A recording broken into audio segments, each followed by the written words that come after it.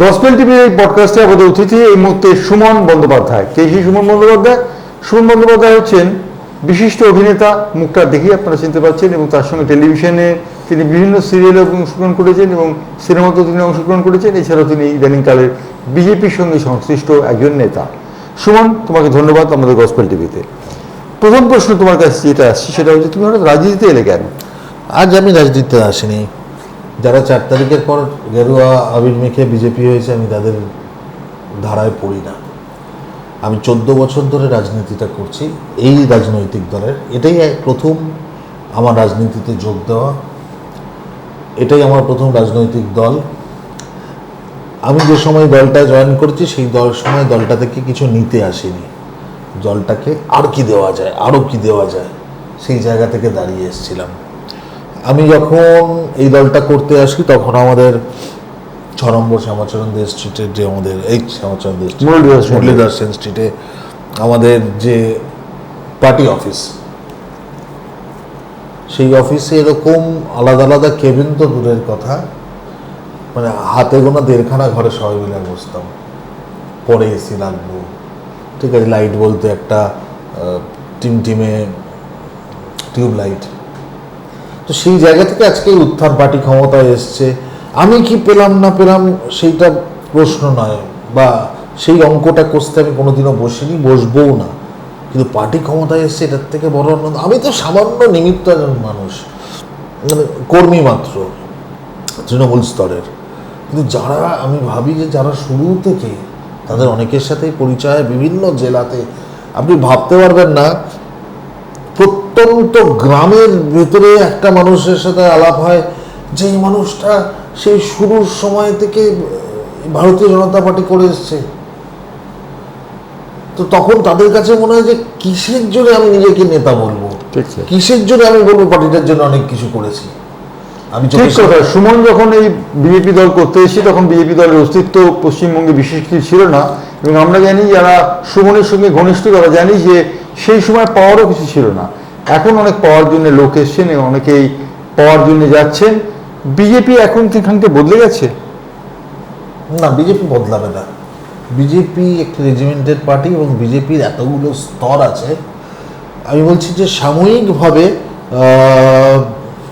2-1জন ব্যক্তি বিশেষে দিকভ্রষ্ট বা দিকভ্রান্ত হতে পারেন, কিন্তু সেটা লং টার্ম হবে না, হতে পারে না। না হলে এত কম বয়সী একটা দল, সে এই গোটা ভারতবর্ষ নিজের আয়ত্ত ক্ষমতায় নিয়ে চলে এসছে, দেখতে পাবে না। উল্টে সারা পৃথিবীর সব থেকে বড় দলে পরিণত হয়েছে। জিজ্ঞেস করছি যে বিজেপি প্রায় ক্লেম করে যে পার্টি উইথ ডিফারেন্স, এই ডিফারেন্সটা কি? ডিফারেন্স পার্টির প্রতি পদক্ষেপে একটা হচ্ছে যে, দেখুন, আমাদের পার্টির ভেতরে না গেলে আপনি বুঝতে পারবেন না তফাৎটা কোথায়। সেটার জন্য যে অন্য 4টে পার্টি ঘুরে আপনাকে আসতে হবে সেটা আমি বলছি না, বাট যারা ঘুরে এসছেন তারা খুব বুঝেছেন, তারা কিন্তু অধিকাংশ পালিয়ে গেছেন।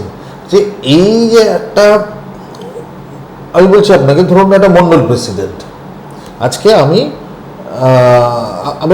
রাজ্যের পদাধিকারী, আমার পাড়ায় আমি যদি একটা রক্তদান শিবিরও করি, আমার বুথ প্রেসিডেন্ট, মন্ডল প্রেসিডেন্টের থেকেও আমার পারমিশন নিতে হবে, তারা না বললে হবে না। তো এই যে স্ট্রাকচারাল পার্টি, এই যে টোটাল সিঁড়িটা, এইটাতেই ওপরের মানুষটার গুরুত্ব যেমন আছে, তলার মানুষটারও গুরুত্ব আছে। এই জায়গা থেকে ডিফারেন্স আপনি আমার রাজ্য সভাপতির কথায় শুনলেই আপনি বুঝবেন আমাদের কি চাহিদা, আমাদের কি। আজকে মমতা বন্দ্যোপাধ্যায় বলেছিলেন যে আমরা বদলা চাই না, বদল চাই। তারপরে আমাদের 382 জন মারা গেছিল, রক্তগঙ্গা বয়েছে পশ্চিমবঙ্গে। তো আমরা মুখে বলি না, আমরা কিন্তু প্রতি পদে, আজকে আমাদের 412 জন আমাদের পার্টির কর্মী যারা পার্টি থেকে সাসপেন্ড হয়েছে। বদল নয় বদলা চাই, বদলা নয় বদল চাই। বিজেপি কি সেই নীতিতে খানিকটা পারেননি, আমরা করে দেখালাম। আচ্ছা, তার মানে আমরা অভিষেক আক্রান্ত হওয়ার ঘটনা না। দেখুন, ওগুলো মানুষের এত বছর, মানুষ যে গত 15 বছর ধরে যে হারে অত্যাচারিত হয়েছে, সেই মানুষকে কন্ট্রোল করার দায়িত্ব কিন্তু পার্টির নয়। কারণ যারা ডিম মারছে তারা বিজেপি নয়, যারা ডিম মারছে তারা কেউ সিপিএম, কেউ কংগ্রেস, কেউ তৃণমূল, কেউ বিজেপিও হতে পারে। আপনি আমার বাবাকে মেরেছেন, আপনি আমার মা বোনের ইজ্জতে হাত দিয়েছেন, আপনি আমার বাড়ি পুড়িয়ে দিয়েছেন, আপনার সঙ্গে আপনি আমার যেইটুকু আয় সেটাও কেড়ে নিয়ে চলে গেছেন, আপনার উপর আমার একটা জমানো রাগ আছে, সেই জায়গা থেকে আমি হয়তো ডিম ছুঁড়েছি। এখানেও আবার তফাৎটা, ওরা হলে বোম ছুটতো, গুলি ছুটতো, এটা ডিম ছুঁড়েছে। আমি সাপোর্ট করছি না, অত্যন্ত অন্যায়, এটা হওয়া উচিত না। ডিম তো বিজেপি নেতার গায়েও ছোড়া হয়েছে পরশু দিনের ঘটনা। তার মানে এটা বুঝতে পারছেন যে বিজেপি কিন্তু ডিম ছুটছে না, মানুষ সচেতন হয়েছে, মানুষ আর সহ্য করতে পারছে না, মানুষ আর সহ্য করতে পারছে না। সুমন বলছে, আপনারা অনেকেই ভাবছেন যে সুমনের সঙ্গে আমি রাজনীতির এত কচকচানি করছি কেন। রাজনীতির কচকানি করছি কারণ সুমন হচ্ছে অর্ধন্তরীণ পলিটিক্যাল ম্যান, এবং বিজেপি সেই সময় থেকে করছে যে সময় বিজেপির কোনো অস্তিত্ব ছিল না। আমি আগেই বলেছি আপনাদের। আরেকটা কথা আপনাকে জিজ্ঞেস করছি সুমন, সেটা হচ্ছে যে বিজেপি এই যে রাজ্যসভায় 3 জন তৃণমূলের নেতাকে পাঠালো, এটার কোনো যৌক্তিকতা আছে? 100বার আছে। এই অঙ্কটা খুব পরিষ্কার। দেখুন, যে মানুষটার নিমিত্ততম একটা রাজনৈতিক জ্ঞান আছে সে খুব পরিষ্কার করে বুঝবে যে বিজেপির স্বপ্ন ওয়ান নেশন ওয়ান ভোট। এই যে একটা ভোট আসা মানে 4 মাস ধরে সরকারি কর্মচারীরা সেটা নিয়ে ব্যস্ত থাকেন, কোটি কোটি কোটি টাকার অপচয় হয়, মানুষের সময়ের অপচয় হয়। এবার প্রত্যেক বছর যদি পুজোর মতো ভোট আসতে শুরু করে, আদতে দেশের ক্ষতি, সরকারের ক্ষতি, রাজস্বের ক্ষতি, সমস্ত কিছুর ক্ষতি। তো একই দিনে যদি ভোটটা করা যায় তাহলে আমার কস্টিংও বাড়ছে, এবং যে সরকারি কর্মচারীরা যারা যে কারণে নিযুক্ত তারা তাদের কাজটা করতে পারবেন, কাজ করার অনেক বেশি 4 মাস বেশি সময় পাবেন। তো সেটা অবশ্যই এবার বিরোধীরা সবেতেই বিরোধিতা করা তাদের অভ্যেস, এবং ইলেকশন মানে কামানোটাও অনেকের জায়গা আছে, তো তারা সব হাই হাই করে উঠবে, খুব স্বাভাবিক। তো এই ওয়ান নেশন ওয়ান ভোট বিলটা পাস করাতে গেলে 2/3 মেজরিটি দরকার, সেখান থেকে বিজেপির খানিকটা কম আছে, সেই কারণে নেওয়া। তো তার মানে তাকে দলে নেওয়া, মানে বিজেপি দলে কি সেরকম কেউ ছিলেন না? বিকল্প এদের 3 জনের বিকল্প হতে পারতেন। আপনি ভুল করছেন। যে বিজেপি দলে যদি 3 জন হতো তারা তো তৃণমূলের, আমরা তৃণমূলের 3টে নিলাম, আমাদের 3টে বাড়লো, আমাদের কি 3টে বাড়তো? আমাদের যে কজন যাওয়ার আমাদের দল থেকে তারা যাবেই, গেছে না। শ্রমিকরা নিজেও তো রাজ্যসভা। তো আমাদের যে টার্গেটটা 2/3 ফুলফিল করার জন্য সেক্ষেত্রে এটা করতে, এটা সবাই জানে। সুমন, তুমি বললে নির্বাচন মানে কামাই, এই কামাইয়ের ব্যাপারে কি বিজেপি খানিকটা কমতি আছে তৃণমূলের থেকে? না, বিজেপি তৃণমূল অমুক তমুক না, বিজেপির অর্থের অভাব নেই। বিজেপির সমস্ত, আমি বলছি না যে ইলেকশন থেকে আমার পাড়ার রঘুদা 2 পয়সা কামিয়েছে বা কামাইনি, অন্যায়ভাবে শব্দটা অফকোর্স কামিয়েছে, ঠিক আছে, কিন্তু এমন একটা সার্চ লাইটের আন্ডারে থাকে না বিজেপির সবাই, পরবর্তীকালে তাদের রেজাল্ট খুব একটা ভালো হয় না, সে যত বড় নেতাই হোক। আপনি বুক ঠুকে দেখুন তো, ইনক্লুডিং সুমন ব্যানার্জি, অনেকগুলো নাম ছিল যারা এই 2026 ইলেকশনে টিকিট পেতে পারত, তারা কিন্তু পায়নি। না, সুমন ব্যানার্জি টিকিট না পাওয়াটা একটু অস্বাভাবিক ব্যাপার। আমরা এই আলোচনাতে থাকবো, তবে ছোট্ট একটা বিরতি নেবো। বিরতির পর আবার আসবো আমরা গসপেল টিভির এই পডকাস্টে।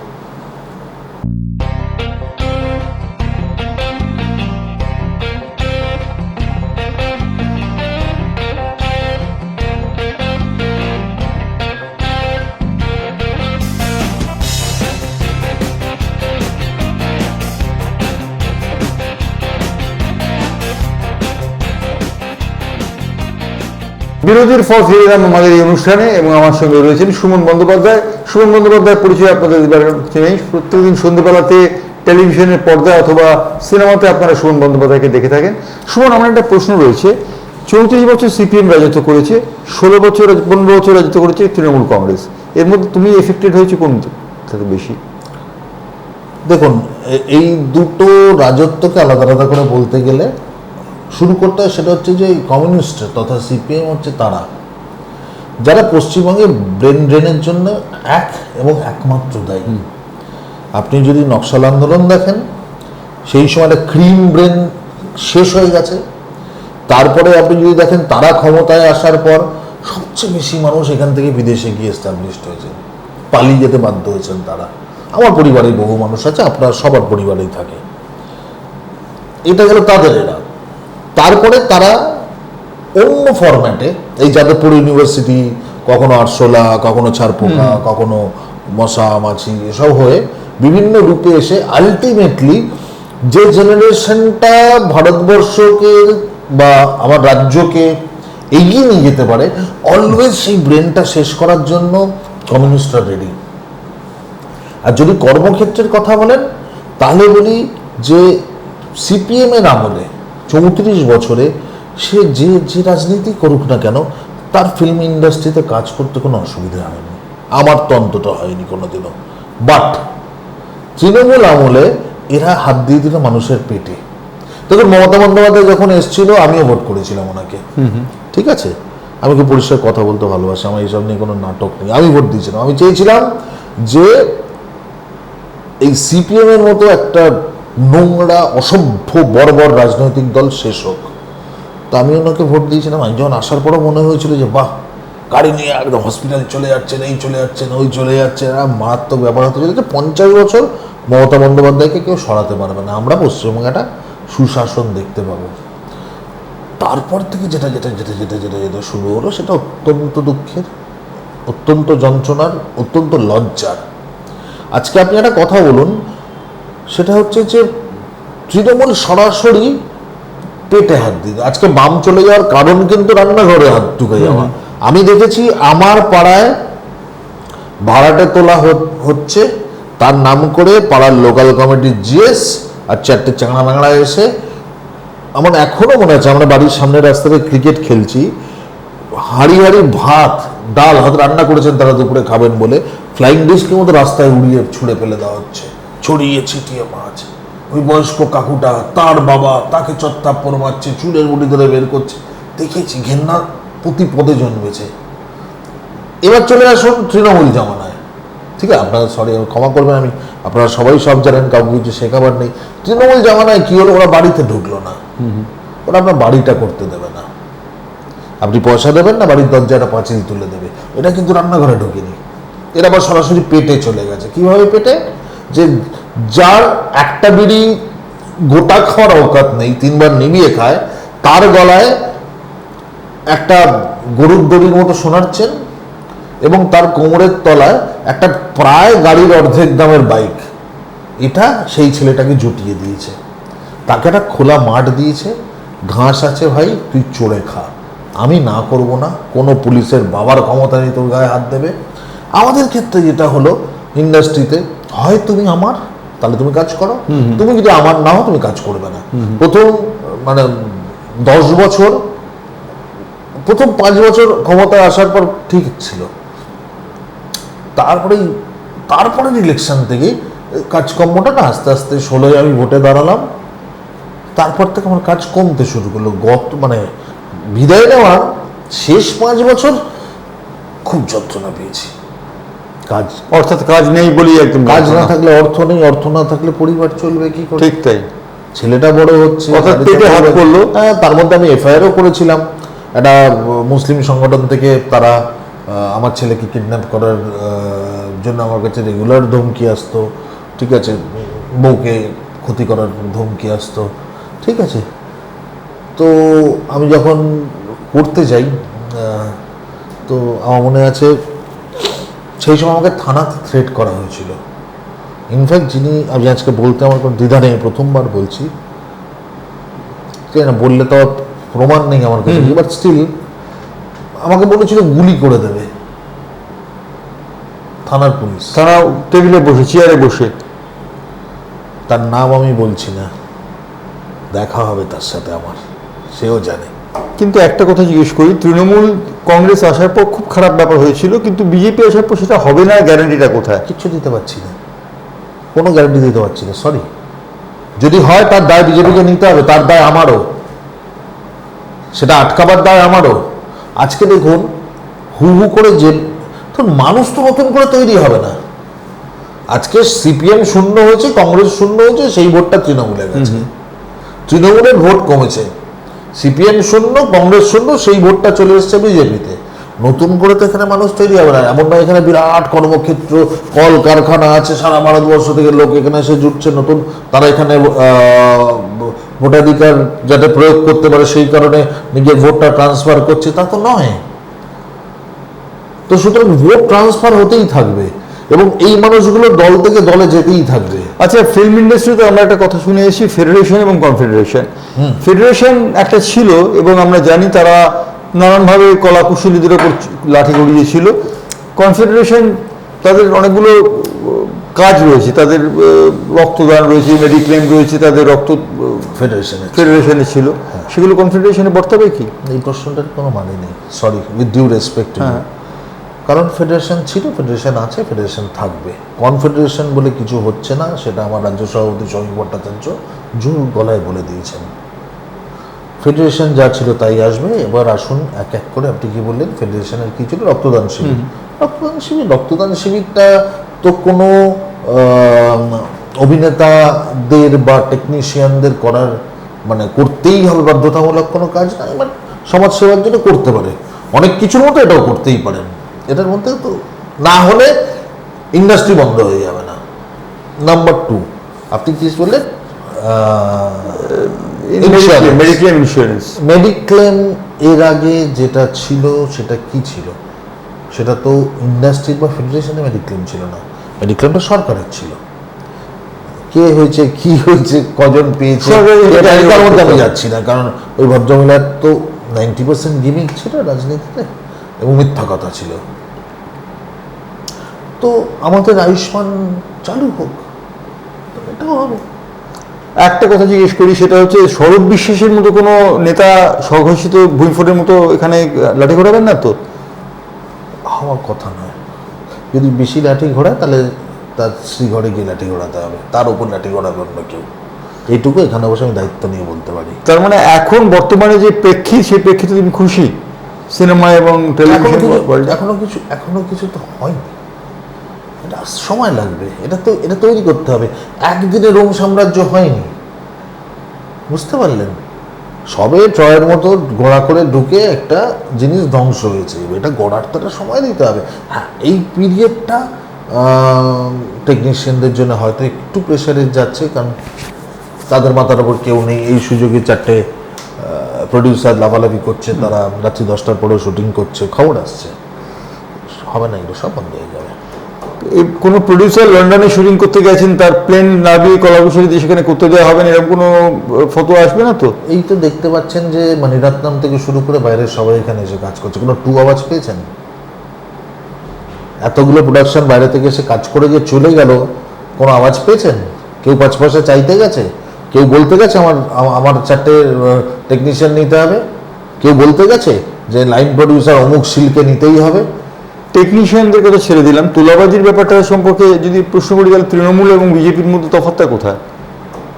তৃণমূল তোলাবাজিদের দল, বিজেপি তোলাবাজিতে অংশগ্রহণ করছে বলে খবর আছে। না, সেই 4 তারিখের পরে যারা নতুন গেরুয়া আবির মেখে বিজেপি হয়েছে, তারা পুরনো অভ্যেসটা ছাড়তে পারেনি।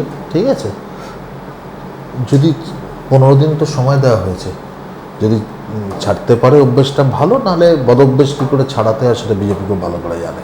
অর্থাৎ সুমনের বক্তব্য যে বিজেপি চেষ্টা করছে এবং বিজেপি জানেন তার আরএসএস এর ভূমিকা কি হবে। দেখুন, আরএসএস এর উইং, রাজনৈতিক উইংয়ের নাম বিজেপি। আরএসএস তো রাজনৈতিক কোনো সাংস্কৃতিক একটা সংস্থা বিষয় না, রাজনৈতিক সেবামূলক একটা, যার তারা তাদের সেবায়, তাদের বিষয়ে কিছু বলার যোগ্যতাই আমার নেই। এবং বিজেপি আরএসএস এর তো সেই অর্থে, বিজেপি যে ঘটনাতে রয়েছে, বিজেপি এখন যে অবস্থায় রয়েছে, সেই অবস্থান কি শেষ পর্যন্ত টিকে থাকতে পারবে তারা? কি মনে হয়? আমার এই বাইকটা রেখে দেবেন, এটা বারবার চালাবেন, ঠিক আছে? সেটা হচ্ছে বিজেপি পশ্চিমবঙ্গে আরও 35 বছর থাকবে, তারপর ঠিক হবে, মানুষ ঠিক করবে যে আর রাখবো না নতুন কাউকে আনবো। অর্থাৎ সুমন বন্দ্যোপাধ্যায়ের বাসনা যে 35 বছর বিজেপি শাসন করবে, বিশ্বাস এবং ধারণা এবং যুক্তি তিনটে নিয়ে বললাম। তিনটে নিয়ে বলেছেন সুমন। বিশ্বাস, ধারণা এবং যুক্তি থেকে তিনি 35 বছরের কথা বলেছেন। আমরা অপেক্ষা করে থাকবো সেই 35 বছর দেখার জন্যে সত্যি বিজেপি থাকতে পারে কিনা। নমস্কার সুমন, আমাদের সময় দেওয়ার জন্যে। আমার সৌভাগ্য। ধন্যবাদ।